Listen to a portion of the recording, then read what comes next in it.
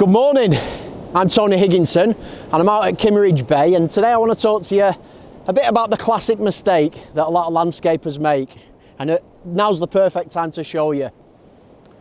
Look at that. Beautiful sunrise. That is gorgeous. I love looking at a sunrise like that. However, I don't like photographing it. What I've been photographing is this way. I'll just take a shot there actually, because I just cleaned my lens, getting a bit of sea spray, and I'm shooting that. And people will say, "You're mad. There's the beauty. It's out there. The sun's peering between the clouds. You know, the clouds above are just lighting and going that sort of orangey, sort of lovely orangey colour. And you're shooting that way. What's going on?" Well, the answer is, there's just too much contrast that direction to create what I think is a good photograph. I mean, it's only my opinion. Some people will say, "Oh no, I love shooting into the sun," and that's great. If you enjoy it, do it. But for me, the magic's happening this way.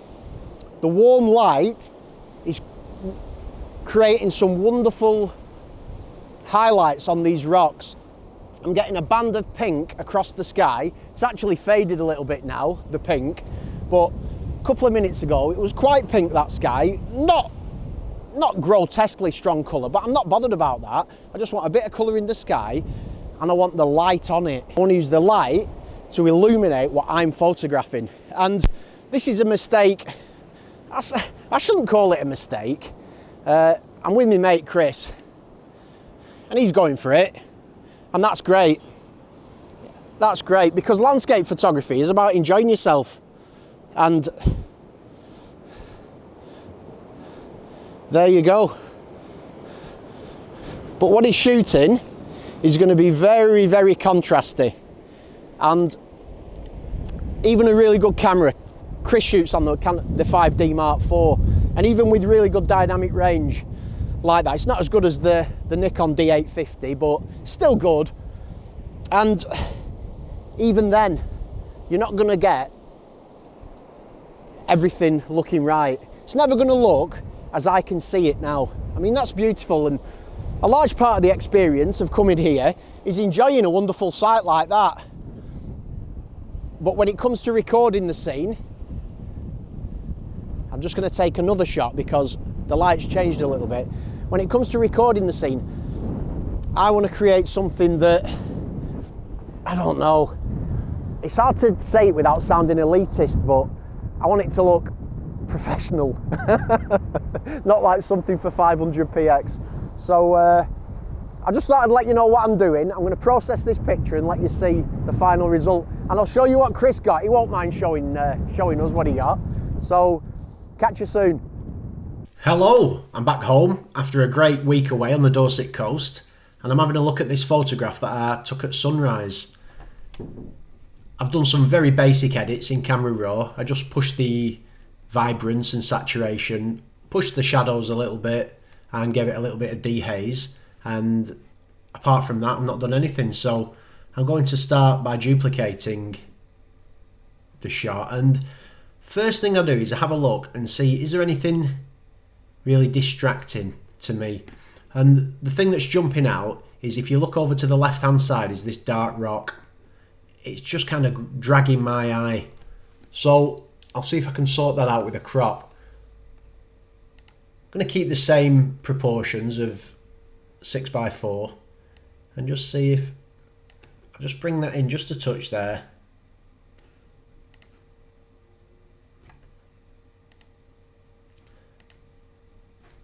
I'm just wondering if I can take a bit off the bottom instead as well as taking the top in, just like that. There we go. That's lovely. The horizon's straight. I levelled it at the time. And there's a couple of little bits in the water. I mean, it's not critical that these are removed. I'd be quite happy leaving those in, but on the balance of things, I do think they're a little bit annoying. So I'll just get rid of them using the healing brush. nice and quick. There's also just a bit of a dark area in the water there that is just kind of dragging my eye. So I'll select this area here by Alt left click, and then just work across it like that. That works nicely. There's a slightly lighter area in there.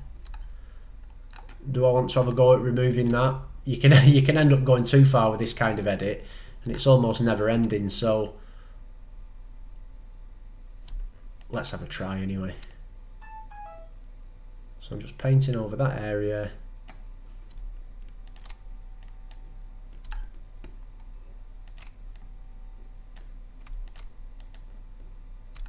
There we go. Yeah, I do prefer that. Just looks a bit cleaner. Now, when I look at the image as a whole, this side is darker. It's got like a darkness to it, whereas this is lighter. So I'll open it up in Camera Raw, and I'll do a grad on it. So when you apply a grad, it's a great tool. It applies 100% of what you do to this area, and then it fades it out from here. So if I increase my exposure, say by 3 stops, it's applying that all to there, and then it fades out across. Obviously I don't want such a crazy increase in brightness. So what I do is I just give it a bit of brightness. That's 0.6. I move it in near the ball until there's a black arrow, and then all I do is I just move these sliders till the effect seems natural. Now to me that still is dark in here, so it tells me it wants a bit more brightness in that area.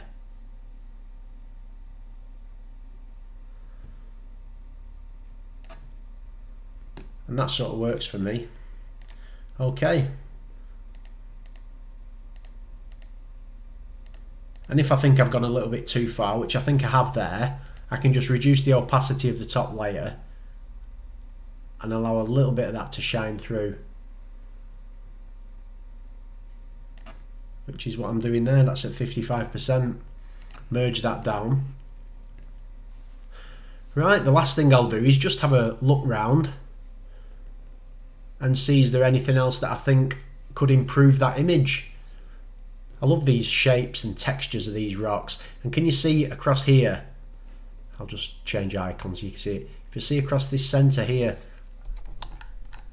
see the sort of orange highlights on the rock, and that's being illuminated from the sun that's behind me, which kind of works well. Those rocks are great, the distant cliffs, and I'm happy with that. There's just one thing that I have seen now that definitely does, for me, want fixing. If you look at the sky, can you see there's like a lighter area in the center here? This is kind of lighter and it's more orange as it goes out to the sides, and I want to fix that. Now I don't want to just darken it down, because if I darken that down, take the exposure down, it'll just darken this lighter, paler shade. And what I want is I want to fill that with a nice orangey colour, as opposed to just making it go muddy. The way I'll do it is I'll select the dropper tool here, and I'll pick a nice warm orange colour like that there. That's lovely. I'll then add a blank layer, which is this icon in the bottom left. I'll take my brush, and all I'll do is I'll just paint that orange over the sky there in the centre. And that's a nice effect, that, I think. Turn it on and off. I don't like what it's doing to the cliffs below, so to sort that out, I'll merge that filter that I've just applied down. So I've got two, I've got one without, one with, and all I'll simply do is make a selection like this of the sky. Photoshop's so good at this nowadays, I'll go select inverse, and then I just click delete on my keyboard, and the layer below shines through. Deselect that, and what I've in effect created is just that bit of sky which is being applied onto the layer below. And if I've gone a little bit far with it, I can just reduce the opacity just a touch, just to bring some of the more natural, that it looks just a little bit better that now I reduce the opacity for me. So I'll merge that down, and that's the finished image. I like it. The question is, the big question, do you prefer this or are you going to prefer Chris's? Ready? Big drum roll. Da-da. Right, now I think Chris has done a really good job here. It's very, very contrasty, as I said it would be, because he's shooting into the direct sun and he's got almost complete shadow here. So these areas, they may technically, if you look at a histogram, they may technically have detail in them. I'm sure they have. Nothing will be pure black. But to all intents and purposes, for me, looking at that photograph, that's black. And I find it unpleasing, these dark areas. I mean, he's done as well as he could. He's included this pool in the middle, which really breaks up this dark rock. And with him being low down, he's got some really nice reflections just bouncing off the top of these rocks. So I think he's done a really good job. I like the square crop, and I think it works well. But for me, I'd always rather shoot something like that. Now, after looking at his, mine does tend to look a bit flat and pastel-y, and it's a completely different feel of landscape photograph. And like I said on the video, many people might look at it and say, you know, no chance, I'll not be following your advice. I'll be shooting these. But for me, this is the way to go. So make up your own mind. Let me know in the comments which one you prefer. Type either Tony, you're a legend, or Tony, you're a loser. Go for it, and share it with your friends and ask them what they think, and more the merrier. So thanks for watching again, and I'll see you soon.